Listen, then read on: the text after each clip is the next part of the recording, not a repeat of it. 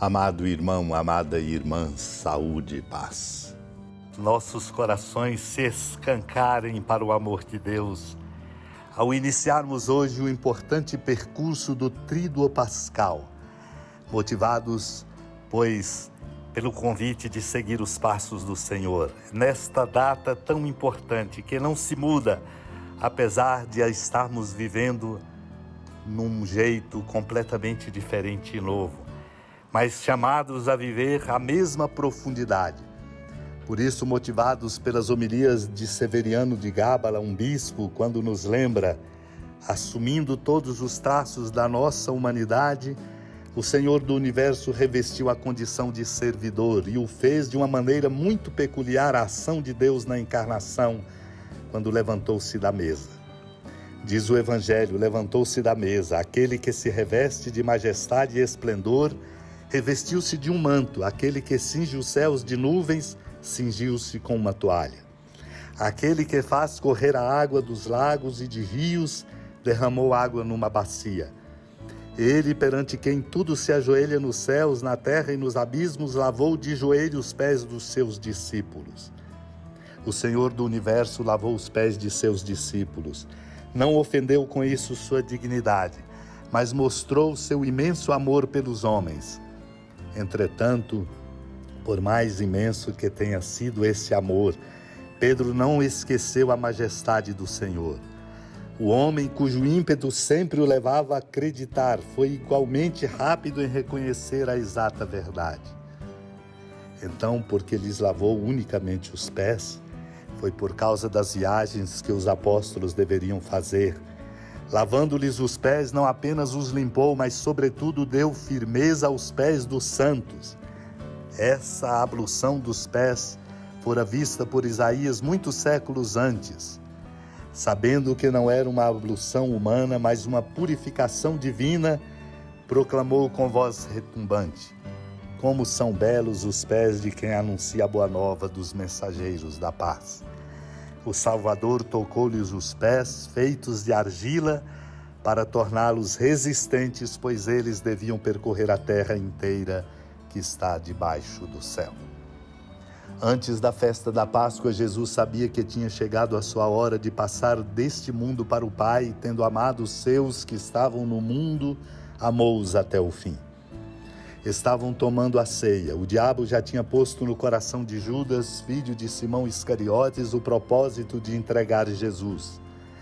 Jesus, sabendo que o Pai tinha colocado tudo em suas mãos e que de Deus tinha saído e para Deus voltava, levantou-se da mesa, tirou o manto, pegou uma toalha e amarrou-a na cintura.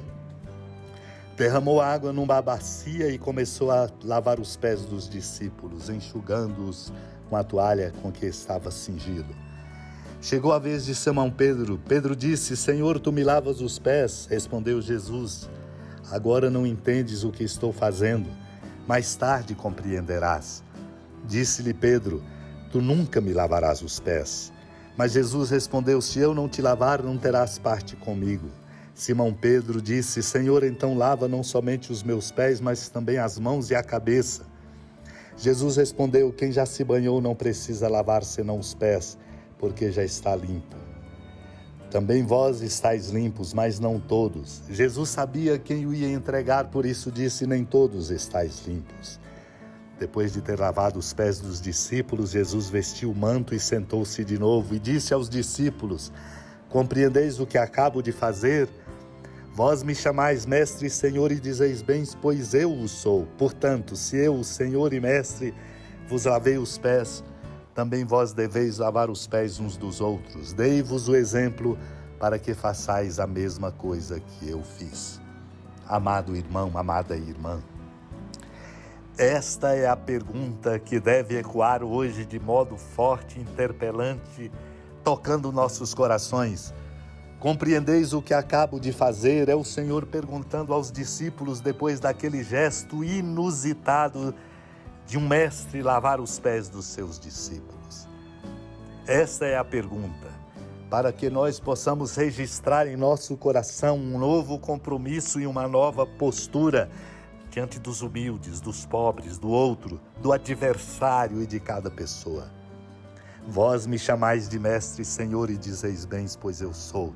Se eu, Senhor e mestre, vos lavei os pés, também vós deveis lavar os pés uns dos outros.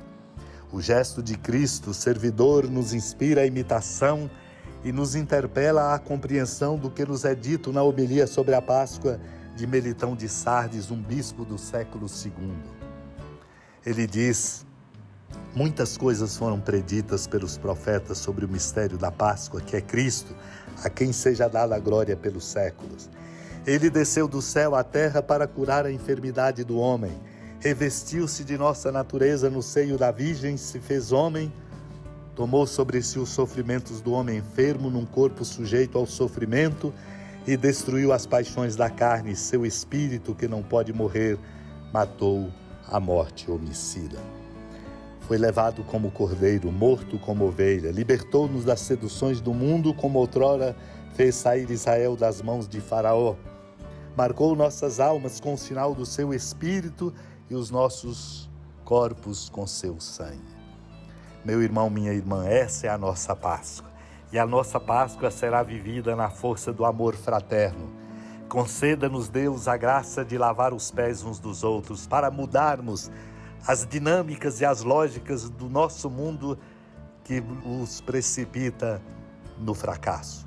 O mundo precisa de um novo tempo, e esse novo tempo virá da força do amor.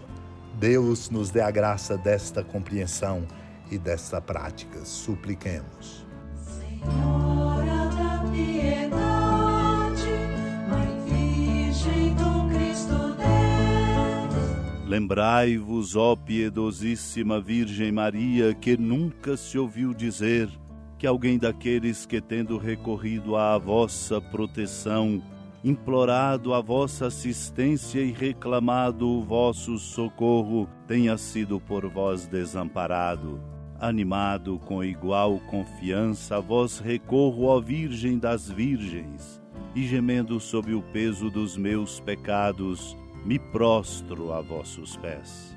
Não desprezeis as minhas súplicas, ó Mãe do Verbo encarnado, mas dignai-vos de as ouvir propícia e de me alcançar o que vos peço. Amém. Feliz padroeira de um povo a lutar,